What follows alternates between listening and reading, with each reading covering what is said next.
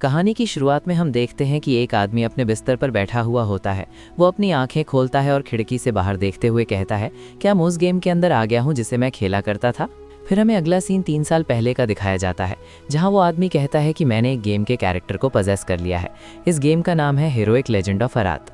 ये एक ऐसा गेम है जिसमें अकेडमी के अंदर बहुत सारे डेंजरस इवेंट्स और डेंजरस इंसिडेंट्स होते हैं, और कहानी के अंत में ये भी दिखाया जाता है कि दुनिया ख़त्म हो जाती है। ये एक बहुत लंबी स्टोरी है, लेकिन ये ठीक है, क्योंकि इस कहानी का मेन कैरेक्टर लास्ट में जाकर सब कुछ ठीक कर देता है।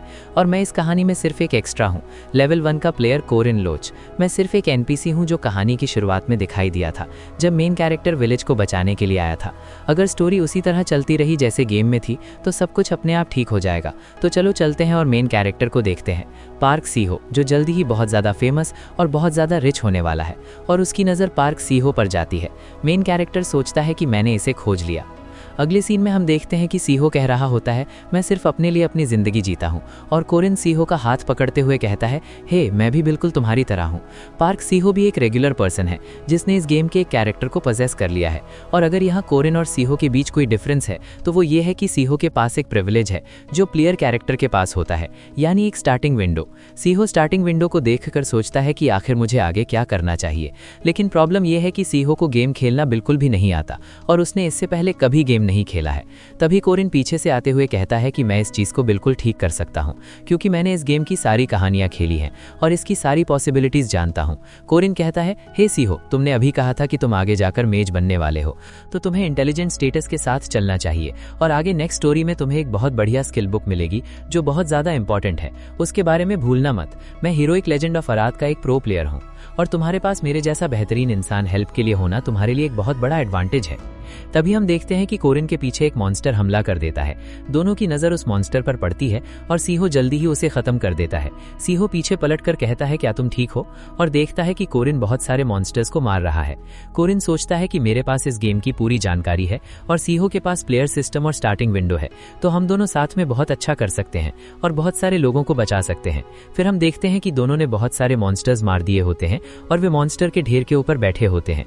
कोरिन सोचता है कि मैं इस दुनिया को खत्म होने से बचाऊंगा और उसके बाद हम वापस अर्थ में चले जाएंगे। सीहो कोरिन को एक पोशन निकाल कर देता है और कहता है, इसे लो। कोरिन उसे देखकर कहता है कि ये तुम्हारे पास आखिर आया कहां से? और फिर कोरिन वो पोशन पी लेता है। कोरिन सोचता है कि अगर किसी चीज से मैं बहुत ज्यादा डिस्प्लीज्ड हूं तो वो ये है कि हमारी पूरी पार्टी में सिर्फ और सिर्फ लड़के हैं। इस गेम का चार्म ये है कि ये एक फैंटेसी एक्शन गेम है जिसमें बहुत सारी हीरोइंस और बहुत सारे डेटिंग सिमुलेटर एलिमेंट्स हैं।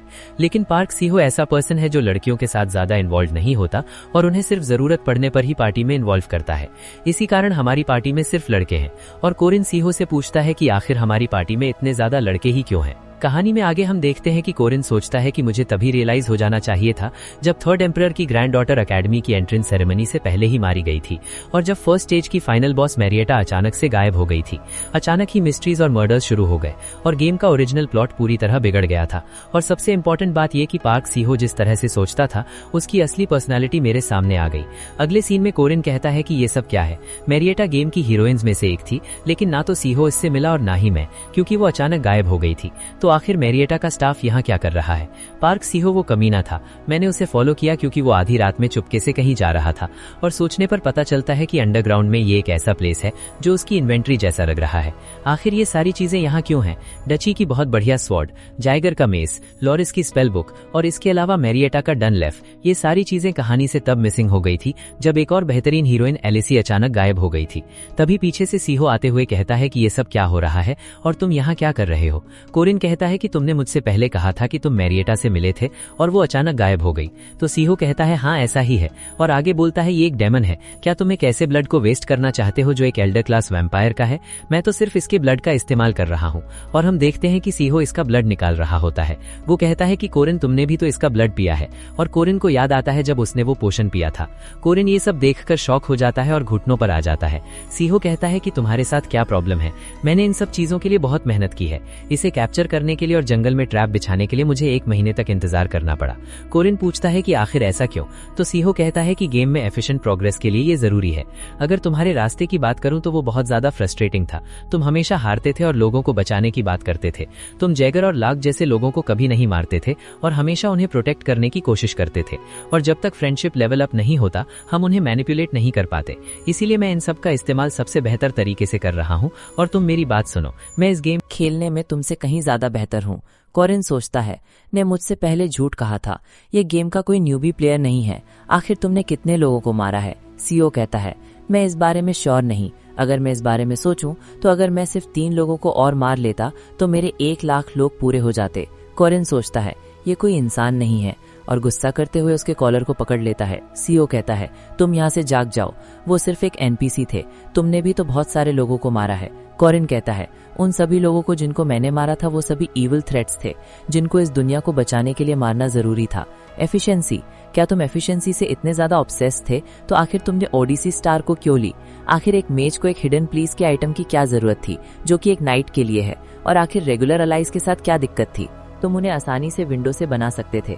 आखिर तुमने ये सारी चीजें क्यों की?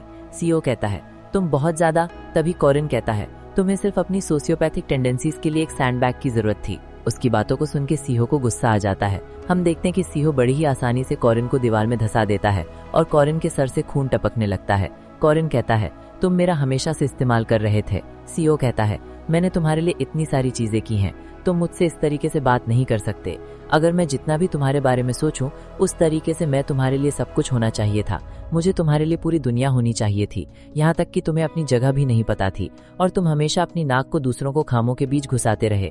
तुम सिर्फ इतना करते थे कि तुम उन सभी लोगों को देखते रहते थे, उन लड़कियों को। मैं इन सब भी चीजों को और नहीं देख सकता हूँ। कोरिन सोचता है, आखिर ये पागल आदमी मुझसे क्या कह रहा है? कोरिन कहता है, तुम इस तरह के कैरेक्टर नहीं थे। हम लोग 199 चैप्टर से एक साथ हैं, तो आखिर तुम अचानक से जेंडर को क्यों चेंज करना चाहते हो? सीओ कहता है, मैंने उन सभी चीजों को हटा दिया जो मेरे रास्ते में आ सकते थे, वो सब कुछ ताकि हमारा फ्यूचर सही हो। कोरिन कहता है, ये तो वो रीजन जिस कारण से तुम पार्टीज में मर्दों को लेते थे। सीओ कहता है, बाकी सारे लोग मेरे लिए कोई भी मैटर नहीं करते हैं, लेकिन वो इकलौता आदमी जिसे मैं प्यार करता हूँ वो तुम। ये बात सुन के कोरिन को गुस्सा आ जाता है और वो सीओ को एक पंच मारने जाता है, लेकिन सीओ बड़ी आसानी से उसके पंच से दूर हट जाता है। कोरिन सोच रहा होता है, ये एक टेरिफाइंग पर्सन है, यहाँ तक कि मेरे पास इसके कारण कोई भी गर्लफ्रेंड पहले नहीं हुई। और हम देखते हैं सीओ अपने मैजिक से कोरिन के पांव पकड़ लेता है और उसे पूरी तरह से जकड़ लेता है। सीओ कहता है, तुम ऐसा नहीं कर सकते, तुम मुझसे इतनी आसानी से नहीं भाग सकते। मैं तुम्हें हमेशा यहाँ ट्रैप करके रखने वाला हूँ। तुम मेरे हो, इस नकली दुनिया में सिर्फ तुम ही मेरे लिए एक असली चीज। कोरिन कहता है, तुम मुझे जाने दो। सीओ अपना मैजिक कास्ट करना चालू करता है और कहता है, सब कुछ जल्द ही खत्म हो जाएगा। जब ये फाइट ओवर हो जाएगी हम दोनों हमेशा के लिए साथ रहेंगे।